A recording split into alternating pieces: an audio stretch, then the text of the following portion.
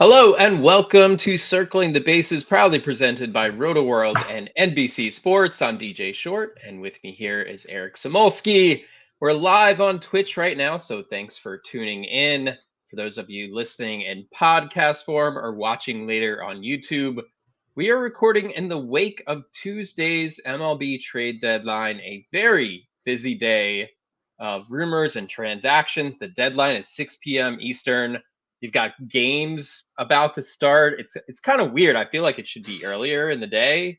It's very chaotic, at least for our corner of the internet. But your first trade deadline here at Roto World, Eric, how are you feeling coming out of it? Yeah, listen, earlier in the week, it sounded like a great idea to do a live deadline blog. And then at about 5 p.m., it was like, what a decision to go through all of this. It was a lot of fun. It also just kind of like gives me a little more of a reason to feel like I'm checking my phone all the time, which I was always doing during the deadline. And now it's like, so that I can actually let people know what's going on. I found it to be an interesting deadline. Like, I know we're going to talk about this stuff later, but like there were a lot of big names moved. And then when I step back and I think about kind of like the bigger picture, like repercussions of everything, I feel like, at least from a fantasy perspective, like nothing drastic happened. Like, I know big names were traded, but there's nobody where it's like, oh my God, that's like a massive fantasy shift. So it's like, it was an interesting deadline from that like real life fantasy split. Right. And I, playing in sort of these league only kind of leagues, I feel like a lot of the talent went to the AL side and there wasn't a ton coming back to the NL side. I'm going to dig into that a little bit deeper going into this weekend. So that's like another part of how you look at these deadlines, where you're saving your fab and you're waiting for some help at mid-season or for the final 2 months. If you're in an AL only league, you're probably pretty happy right now. NL only, I am an AL tout. And the deadline started poorly because it's like I was starting Trey Cabbage and, I had Mullins on my IL, and I was even like, hey, let's give Cade Marlowe a shot. So it was like all these guys were losing that I had on my team were losing playing time. But, and I don't have the most money, but I'll throw it around on some of these guys who came over. Absolutely. So with the NFL season quickly approaching, now is the perfect time to get your RotoWorld Fantasy Football Draft Guide. Get ready for your draft and stay one step ahead of your league during the preseason with updated player rankings, profiles, projections, mock drafts, and more. Go to NBCSports.com/draft guide and use draft 2023. That's our special promo code draft 2023 to save 20% at checkout. So, Eric, let's get started right at the top here. We'll talk about the real life ramifications coming out of this deadline. We could talk about every deal. We will not do that for the benefit of our listeners. You could go to rotoworld.com. You could check out Eric's live blog, and you could check out all the transactions on our player news feed at RotoWorld. But we're going to get into kind of the bigger stuff here. So at the top, how about you give me a team you think won the deadline? Yeah, listen, I'm going to defend the Mets here. I think all the criticism that people have given the Mets at this deadline stems from the season is a disappointment. And I won't argue that the season is a disappointment, but the season and the deadline are two separate things. And I think, yes, it is a negative that the Mets find themselves in this situation. Yes, it is a disappointment that they have to sell after, coming into the season with World Series hopes. But they're not a playoff team right now. They were not going to make the playoffs. It's just the nature of the beast. And I think it makes sense that they identified that and they said, okay, our team is led by two pitchers who are over 38, who are, 40 plus. That has not worked for us in the last 2 years, going all in on an older and potentially injury-plagued pitching. If we are going to make a run at this thing, how can we do it?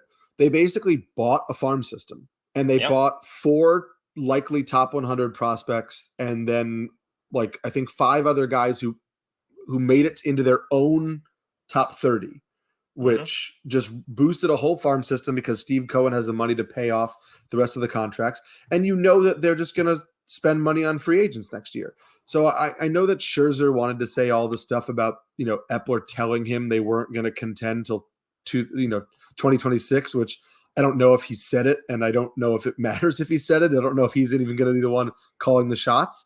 But they still have an interesting and intriguing young core next year, and not even young, but like Marte is still around, Alonso's still around, McNeil, Nimmo, adding to the young guys like, Beatty and Alvarez, Vientos, Mauricio. They have a brand new future outfield that they just got in these 2 trades, and they're going to go out and sign guys. So I still think the Mets can compete next year, and I think they just loaded up with a lot of intriguing young talent that either plays for them or next deadline, if the Mets are contending, some of these prospects they just traded for maybe go out the door for somebody to help them compete next year. I just think they gave themselves flexibility they didn't have before, and that's a huge win.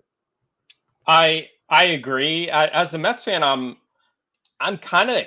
weirdly excited about it. Now, not in a way like I just want to like hoard prospects, like it's easy to sometimes get lost in that, in like the tanking mode that some franchises get in. And I don't want to criticize the Orioles, but you can contrast with the Orioles stocking their farm system. They did get Jack Flaherty. Is he going to be a difference maker? I don't think so. Right. But I think the Orioles are a team where they're in position they could win a World Series this year. I mean, it's not out of the realm of possibility. If they added a frontline starter, not saying there was a perfect solution out there for them. Was it going to be Scherzer? Probably not. Was it going to be Verlander? Probably not. I think those were very unique cases. We saw what happened with Eduardo Rodriguez declining a trade to the Dodgers too. So I don't know if there was a perfect fit for the Orioles, but they were a team who clearly had a need for starting pitching. They didn't go out and get it. They have a prospect surplus. They're in position to make a deep run in the playoffs. They probably should have done something. And look back to last year's trade deadline with the Mets, they were in a similar position, and they made just moves around the margins. They got Daniel Vogel back. Good old Darren Ruff. Darren Ruff, Michael Gibbons for the bullpen. Like at that time, the Mets should have gone all in, added a slugger, push your chips in, see what happens. Because that's the thing. You can build your team perfectly, and you just never know if you're going to be back the next year. I think the Mets have proven that. Luis Angel Acuna, they essentially bought in the Max Scherzer trade with the Rangers. Drew Gilbert, Ryan Clifford in the trade with Verlander today with the Astros. Gilbert, the Astros first round pick from last season. Some people like Clifford more than Gilbert, based on some of the things I've read his today. stats this year are great for somebody at his age. Also, Jarvis, who they kind of bought for the Brewers. I mean, this isn't a guy who's a difference maker, but he is in AAA right now and has interesting stuff as a pitcher and some potential upside, which they don't really have. I mean, their best pitchers are at AA right now, and just at AA, like just got there. So there's some time still to go. And even, I think they got way more in Jeremiah Jackson. They got way more for Dominic Leone than I thought they would possibly get. I mean, you're getting a middle infielder with plus raw power who can also run a little bit. Like, who knows if that comes to anything, but did people even know that, did people, was it a loss that the Mets are going to feel? Right. It is. Did anybody know that they wanted him? Did any Mets fan think, oh, Leone is pitching? Yeah, don't take him, spot please. Right now. I know. Never. When he came into a game, I was usually like, this is over. I'm going to turn the channel for a bit. But the Mets also got Marco Vargas, a very contact-heavy infielder in the trade with the Marlins for David Robertson. And that's kind of an under-the-radar move. Who blew a save tonight, too. He did. Did you see that guy? For the Mets deadline. Yeah. Did you see that guy streak off the field and got away? This is the Marlins. I don't know. They could have added some security at the deadline, I think was your comment. Exactly. Yeah. Yes. Maybe next year. Maybe next one. Yeah. They did have a good deadline, though. I will say, I Yeah. think the Marlins had a good deadline. To your point, that I don't want to call them. I think they're winners. I know we only had one, but they're winners. And I'll say, like, you made the point about the Orioles, and I think that it's good for the Marlins to be like, you know what, we're in contention for this thing. Like, we can make a run here, and instead of just sitting back because they have a loaded farm system, they made some moves. They didn't go huge, but they added pieces that are helpful for them. I think the Rangers are a winner too. I don't know what Max Scherzer is at this point. Is he someone you can count on to win a do or die game? I don't think he's that guy anymore. He's a heck of a competitor though, so I wouldn't bet against him entirely, but is he the ace that he was? I don't think so. But also to get Jordan Montgomery, fortify that rotation. Nady Eovaldi's on the injured list right now. We know Jacob deGrom's gone, so adding some depth to that rotation. And I kind of view them similarly to where the Mets were a year ago, in that you have this core that's, yes, there's Josh Young at third base, but your middle infield is older. I think it's a window here for the Rangers to go out and go for it, and I applaud them for what they did. They spent big over the past couple of seasons, and they're just going for it. So. And they got Aroldis Chapman too for the back end of that bullpen a couple weeks ago. So, hey, respect to the Rangers for going for it. Yeah, I thought that they made some interesting moves. I thought even like, I'm a catcher, so I always applaud catcher moves. But like getting somebody like Austin Hedges is almost like an under the radar real baseball move, where he's kind of the perfect complement to Mitch Garver now that Jonah Heim's out, because Garver is an offensive first catcher who I don't say can't play defense, but is not a great defender. Hedges is almost all defense on a team that doesn't really need a lot of offense. And so I think those things where you're like, they built around the edges. They made huge splashes with, Montgomery, Scherzer, but then they built around the edges of the roster in ways that I thought were really interesting as well. And then also, like, yes, they lost Luis Angel, but they got rid of some of the prospects in their farm system, but I still think like they didn't dilute the farm system too much. Yeah. I mean, and I'll also applaud the Angels. I'll give them a little bit of credit. For sure. I think it will look unwise like maybe 2 months from now, but in the interim, you have the best player ever in Shohei Ohtani, and you only have him for 2 more months. Chances are he's not coming back. You're close enough. You're within spitting distance for a playoff spot. You go for it, I think. I think so. I mean, look, they're 3 games out of the wild card, and if you look at the teams ahead of them, like Toronto dodged a huge bullet with the Bo Bichette news, but he might miss a little bit of time. I mean, we know there's no structural damage, but that doesn't mean he's going to, come back tomorrow. Boston right now didn't really make any moves to make themselves better. We know they're getting guys off the injured list, and they hope to, make a push. Story sale, Yeah, Seattle is not daunting.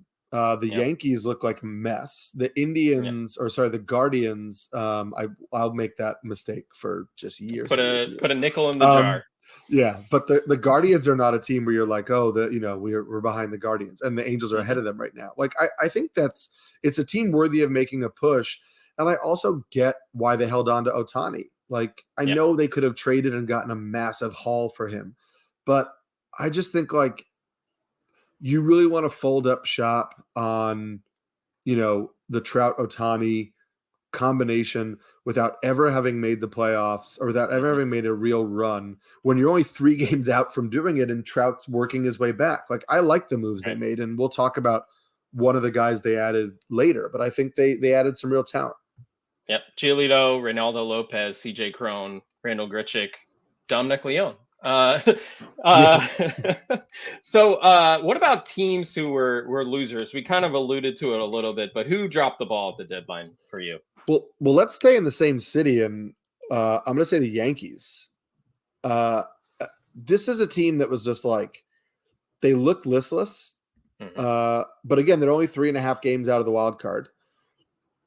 It felt like you're either going to make a move and go for it, or you're deciding not to go for it. And there are guys, like Severino and Bader. I think Kiner Falefa is also on an expiring contract where, you could get rid of some of those guys. You could even do like what the Mets did. And if you trade Bader and you pay off, a lot of the salary, like, can you get a little bit of a better prospect back? And they did nothing. Like, Kenyon Middleton is nothing. Spencer Howard, at one point was a prospect of note. He is not anymore. And then the Brian Cashman comments after the deadline just were weird to me. And he kept saying things like, you'd prefer to be in a more defined spot. That they went into the deadline as opportunistic buyers and opportunistic sellers. Then they became cautious buyers, but teams weren't willing to meet the prices, so they decided to take a shot at the playoffs. It's like, what does that mean? Did you go into the deadline thinking you were going to make the playoffs, or did you just go, nothing worked, so like, sure, let's go for it? Like, to me, that is the mismanagement that everybody was saying that the Mets had in terms of like not being focused. I think it's the Yankees. And that's a huge, I just think that's a huge miss. And Boston's only second to them, really, because the Kike Hernandez deal was nice. They got two, relief prospects who are not far away. They're in AAA and they could help now. Listen, Luis Urias was an interesting player for the Brewers a couple of years ago, and why not? Maybe he pushes Christian Arroyo as your starting second baseman, but that's not anything super exciting. And now they're on the fringe of the playoffs. And I know they don't want to sacrifice the future, but there were some moves they could have made that I think they could have made a realistic push for this year without having to mortgage the future too much. Right. I think I agree with you on those two teams. The Dodgers too. I mean, they thought they had something for Eduardo Rodriguez. Their rotation was terrible in the month of July.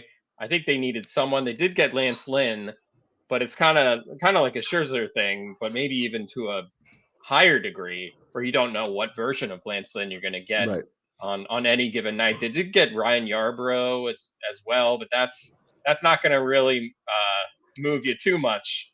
So I don't know. I think the Dodgers needed some additional help there for that rotation because so much of it is young too, and I just don't know what's going to be there come October. Yeah, and also like look at their offensive moves. I mean, getting Ahmed Rosario and Kike Hernandez is not really strengthening a lineup that had some holes in it. I think, Yarbrough is an interesting, like, that signals to me whichever young guy stays in the rotation is that's a piggyback situation. I mean, that's when Yarbrough has been at his best, is like give him 4 innings out of the pen. Like, if you see Grove or Miller or Sheehan stay in the rotation, like, to me, they get 3 innings, 4 innings, depending on how they look. And then Yarbrough comes in after. And so, we don't, none of them are probably going to be listed for us in our, fantasy losers section later, which is just such a mean way to put it, but it is what it is. But like somebody in that rotation is going to lose a lot of value. We just don't know which young guy it's going to be yet. Right. And we'll get into that in a little bit with another situation in the National League where there's kind of more names than spots. So let's start with fantasy winners, just focusing on individual players at this point.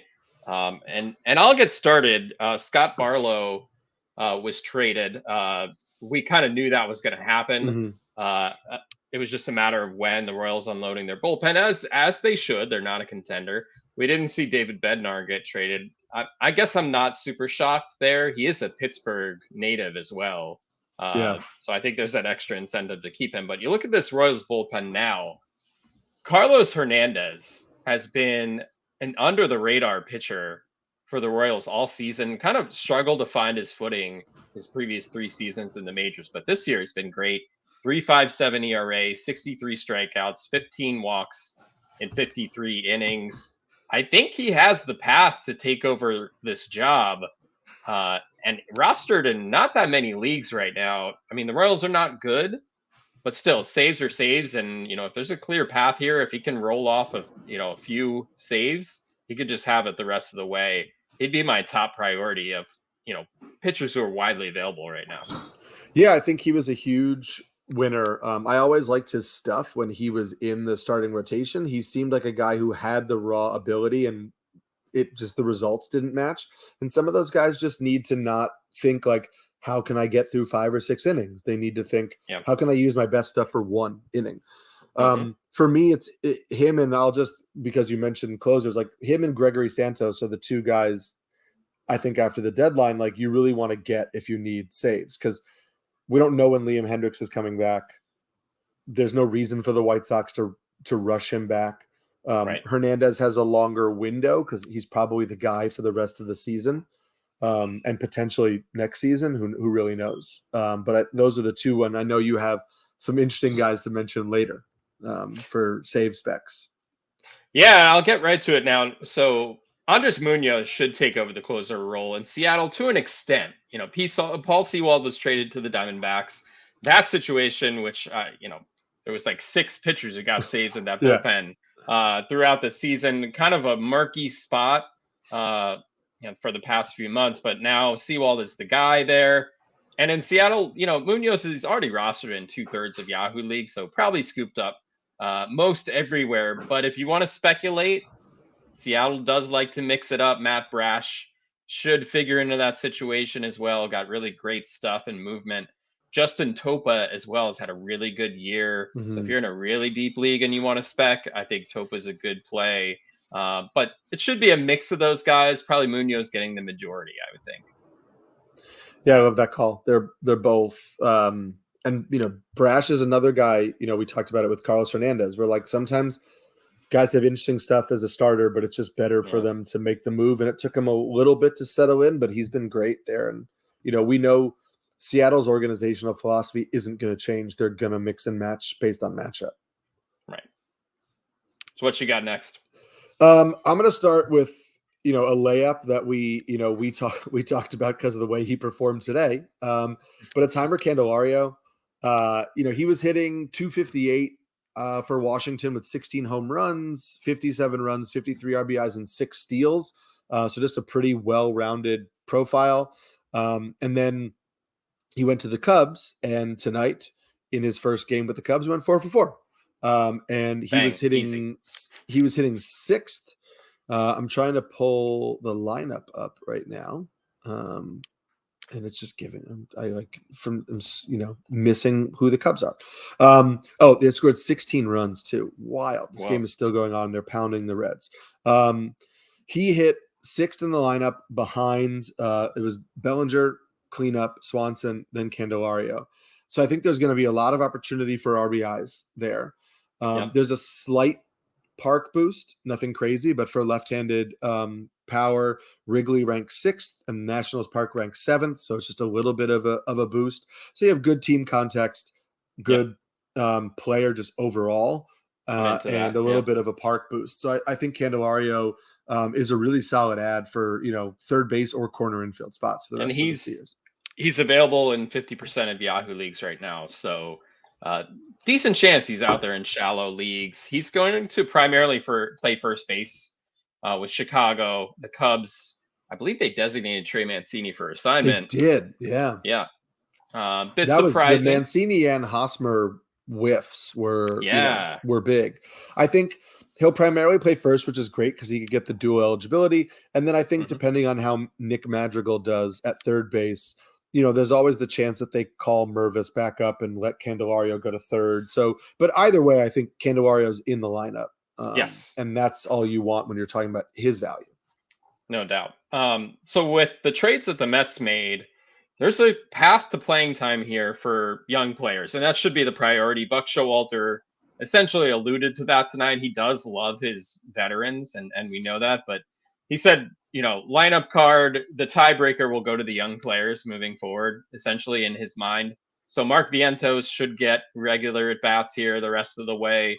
Ronny Mauricio wasn't part of the first wave of replacements on the Mets roster following the trades of Mark Canha, Tommy Pham, but he should be up soon. I'm pretty excited fantasy-wise to see what Mauricio can do.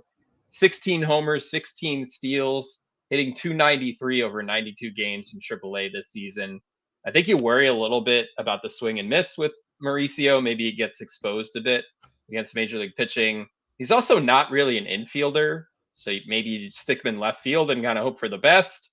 But these guys got to play, and I think they're the type of players who I could see them having like hot weeks as we finish out the season here. They both have really, really intriguing power. So just keep an eye on it. I think deeper leagues, they're worth certainly Vientos since he's up right now and he's in the lineup tonight. But Mauricio as well. I think they're both worth stashing and seeing how it plays out. Yeah, Mauricio long term is interesting because the Mets got 3 outfielders who are probably now higher ranked prospects than Mauricio, or at least with in terms of there's a possibility that they're even. Who knows?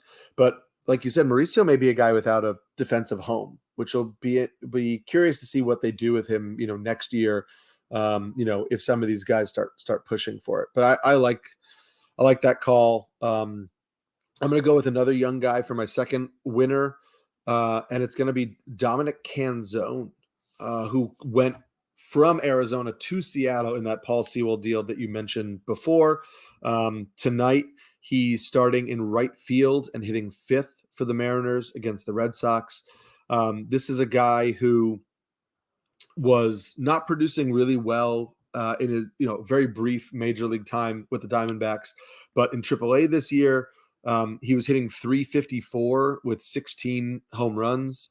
So there and a lot of the prospect guys that I follow who know way more about prospects than I do are really into his hit tool. He's got a strikeout rate under 20% in the majors. His strikeout rate and walk rate were almost identical in AAA, 13.2% strikeout rate, 12.8% walk rate. So really good feel for the strike zone. He wasn't running this year, but he stole 14 bases last year. So maybe there's a little speed mixed in. And to me, he's a winner just because that Arizona outfield situation was really cluttered and it was just unclear if he was going to get playing time. Right now, he's battling, Cade Marlowe and Taylor Trammell for at bats. And that's a competition I think that he can win. And I think the first game in Seattle tells us that they're going to give him the shot to win it at least. So I think in deeper leagues, he should be added, certainly in AO only leagues where, I have the opportunity to try to bid on him. I definitely will. So that's a guy that I think has to be on radars. What do you think of Paul DeYoung going to Toronto? I kind of like it. I guess it depends on what's the diagnosis for Bichette and if he's going to go on the IL. But I think at least in the short term, he's pretty interesting.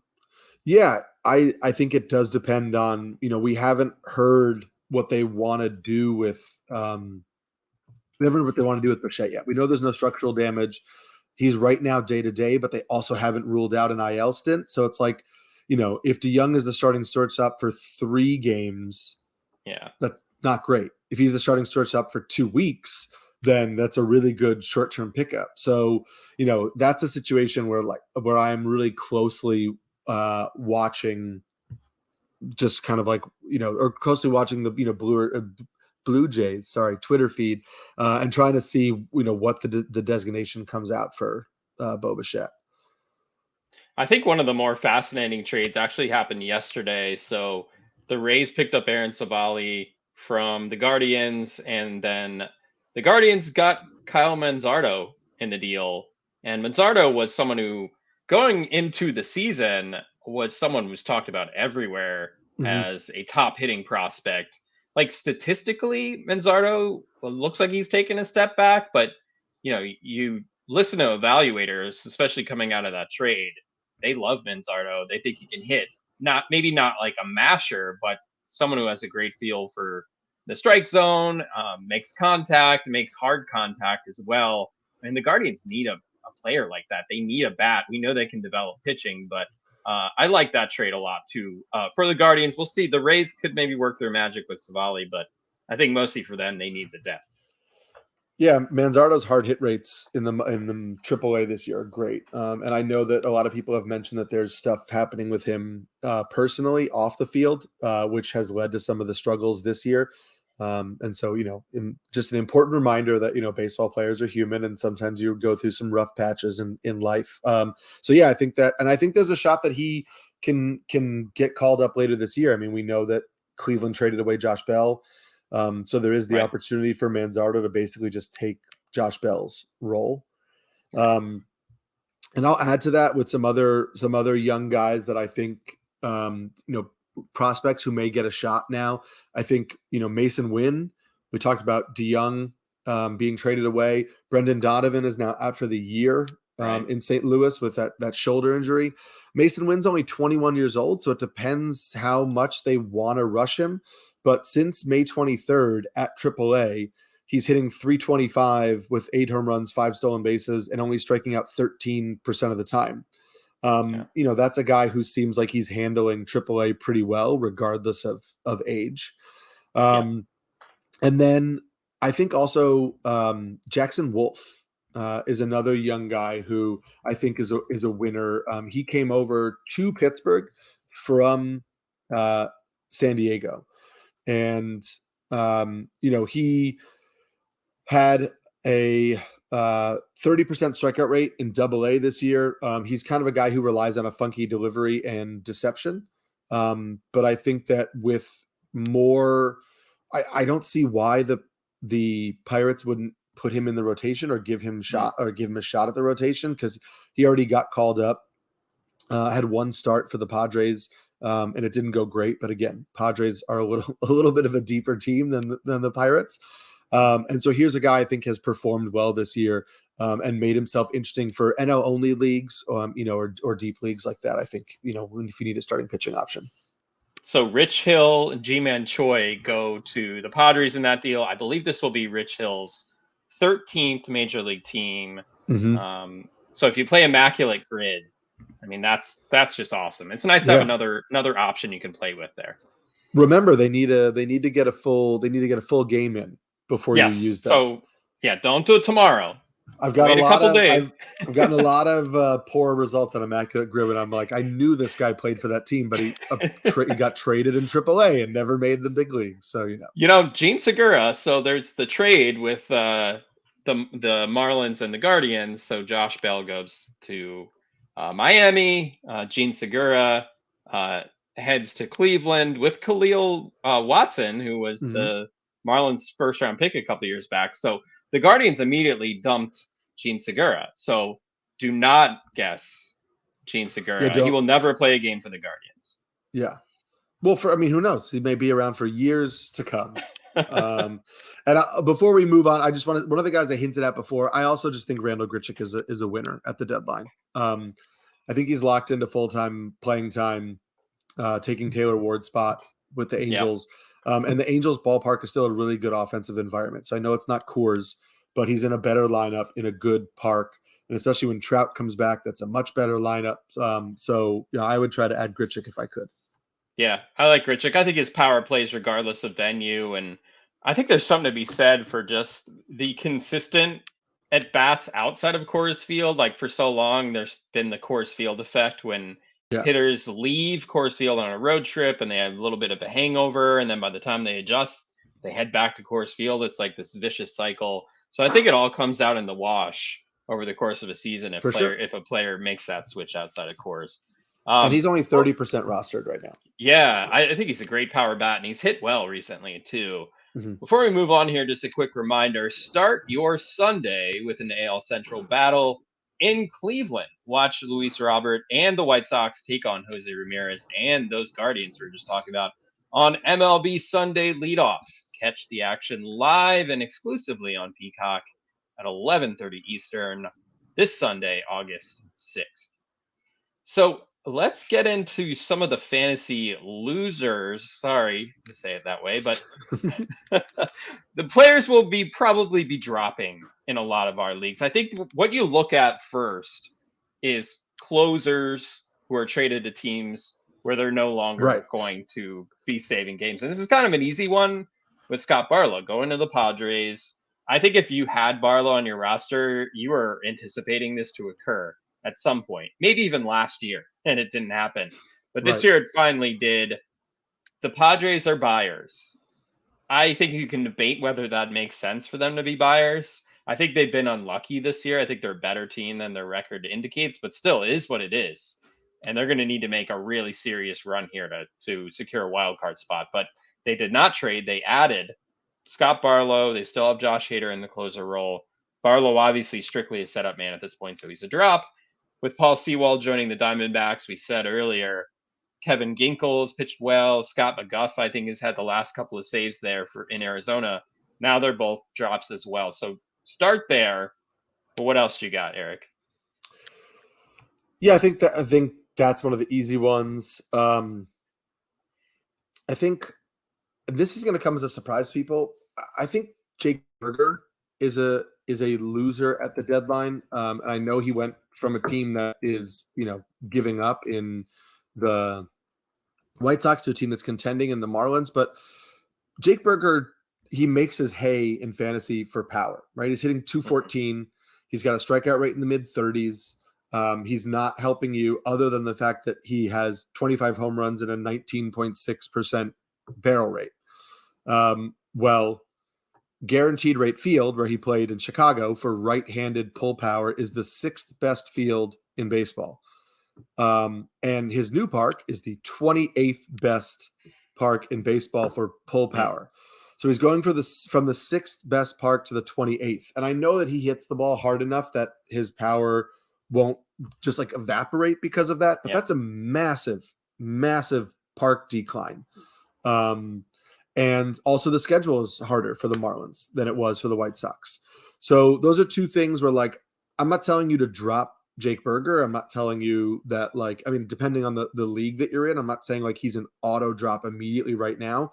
But I think that there's going to be a hit to that value because I don't think the power is going to be as readily available, and you're going to be stuck with a 210 average and lots of strikeouts. And so I think this kind of is good for him for real life baseball and dinged him for fantasy. What do you think about Tommy Pham going to Arizona? Now, with the Mets, he had great lineup territory, and just the way he was hitting, he's basically the Mets' best hitter for 6 weeks. He was playing every day. You mentioned Arizona; it's tough to crack that outfield. Pham is not a great outfielder at this point in his career. Lourdes Gurriel has struggled a lot over the past 2 months, so I think Pham strengthens them from the right side, but I don't know if the playing time will be as frequent as it was with the Mets. What do you think? Yeah, I in the live blog, I mentioned that I downticked his value a little bit for that exact reason. I think he could still get a decent number of games sliding in for Lourdes Gurriel, but they're not just going to bench Lourdes Gurriel every single game. So there's going to be some mixing and matching. When they face a lefty, they could probably get both of those guys in the lineup, but it's not going to be as consistent playing time as he was seeing before. So to me, I agree with you on Pham being a little bit of a quote unquote loser. And then I would say Gurriel as well, just from the other side of it. Yeah, I agree. So the Phillies getting Michael Lorenzen, I think is interesting. I like the move. I feel like the Orioles should have gotten Michael Lorenzen personally. But there is some fallout with this rotation, I think. Yeah, and it's right now they have, and if they add Lorenzen to the rotation, they have a 6-man. So they may roll with a 6-man, but they haven't in the past. So probably one guy has to go to the bullpen, be stretched out, be a bulk reliever. Christopher Sanchez has really pitched his way into that rotation. So I think it would be a shame if they removed him. So your initial thought would be, okay, Ranger Suarez can go to the bullpen. He's been fine this year. He hasn't been great. But Lorenzen is also only 8 innings away from matching his career high in innings. And Lorenzen has been a reliever before. Last year was his first year as a starting pitcher. Matt Gelb, who covers the Phillies, said the Phillies were toying with the idea of maybe putting Lorenzen in the bullpen. They hadn't decided if he was going to start or relieve. So all of that is a little bit concerning right now, because if you connect enough of the dots, it seems like it makes the most sense to just put Lorenzen in the bullpen as a multi-inning reliever. And then there goes essentially all of his fantasy value, because he's not a back-end reliever. He's not, doing what Nick Pivetta was doing, where he was, pitching 5+ innings. He's probably going to go 3, maybe 4.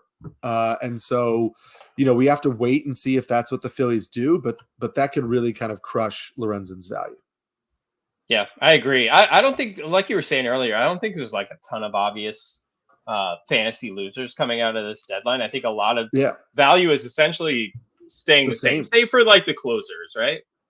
Yeah, I think this, like, you look at the guys like Scherzer, Verlander, Flaherty. They switch teams, but like, is there really a massive? Maybe you're talking like minuscule little up and down based on like the team context, the defense behind them, things like that. Yeah. But that's also all. It's like a little bit speculative to a certain extent. Um, and I think that all of the other guys we're talking about, like Josh Bell, like sure he could see a boost going to Miami, but it's not a good park and he hasn't been Yeah. hitting well. So, Right. is he really going to be, is he really going to get a tick up? Garrett Cooper, like I want to say Garrett Cooper is a downgrade because he's going from playing every day in Miami to going to San Diego. But San Diego's also been trotting out, Matt Carpenter and Right. Jake Cronenworth, and now essentially, I guess maybe G-Man Choi Mm-hmm. at first base and DH. Could Cooper take He those could. at bats? Yeah, he could. So I don't think he's a clear loser there. He may wind up being a winner if he gets that job. So I've there's always a liked lot of Cooper. It's just a matter of him staying healthy, which he hasn't. Bad exactly. ballpark, bad lineup. You never know. Yeah. Another one I'll throw, potential loser, like Edward Olivares. The Royals added Nelson Velasquez from the Cubs. Velasquez is 24. He's got multiple years of control, and he's a better defender than Olivares. And the Royals have in the past clearly not wanted Olivares to be an everyday player. They've been They've sending him up optioned and him down like and 30 all around. times. But we don't know. Like, are they going to give Nelson Velasquez that chance? I have no idea. I will say, if you're in an AL only or a deep league, the Royals also got Devin Mann from the Dodgers, and Devin Mann this year has played left field, third base, first base, and second base while hitting 307 in 87 games for the Dodgers AAA team. I think he warrants being in the Royals lineup. Yeah. I would expect them to try to get him in there at some point. So that's a name I would keep an eye on as well. Good stuff. Good stuff. So eventful trade deadline. I think Verlander dominated pretty much everything today. I mean, I am a Mets fan too, so it's part of it. But he was the big name that was dealt today. And I think anytime the Mets are involved in something, and Steve Cohen, where you have a $400 million roster, the richest roster in baseball history. I was looking earlier in the show. I was looking for the book, "The Worst Team Money Can Buy." Yeah. But what Steve Cohen did today was actually kind of brilliant. You cannot say that about the 2023 Mets, because now we need an additional like 8 years to really know the answer, because he used those players to buy prospects. So he delayed kind of the conclusion of this story. Yeah, and I think it's funny because it showed early that money can't buy you a championship because they spent a lot of money and the team fell on their face. But money bought him an entire farm system and maybe a championship just by like pivoting, his direction. So it is certainly intriguing. I'm sure there are a lot of teams and owners that hate it. Yes. And I will say, just because you're talking about the Mets, like, we got to turn the page on. I heard Keith Hernandez on the broadcast today blame the World Baseball Classic for the Mets' bad season. Like, I think we got to turn the page on that. Yes, it was unfortunate that Edwin Diaz got hurt. Again, not pitching, right? Not pitching in the game.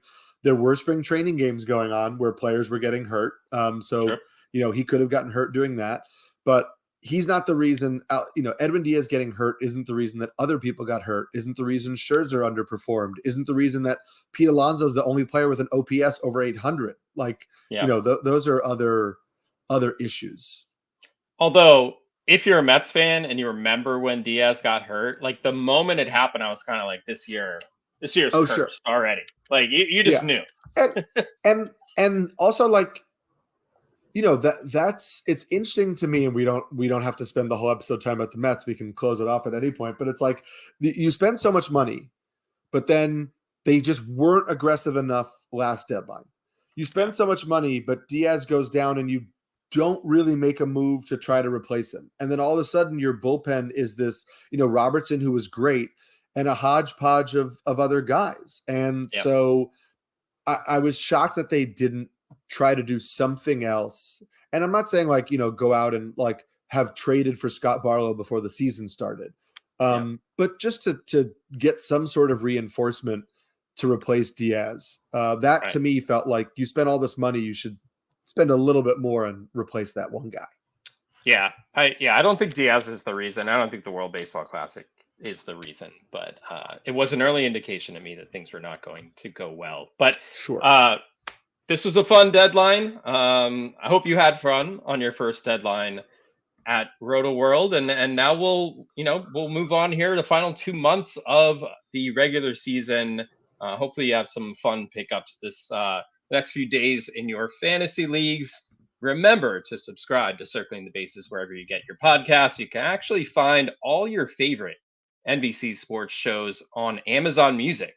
Just head to amazon.com/NBC Sports. Definitely check out the Roto World Football Show with training camp underway and fantasy football prep going on as well. Also, follow us on Twitter or X or whatever it's being called today. Eric is at SamskyNYC on X/Twitter. I'm at DJ Short. Take care, everyone. We will see you next time.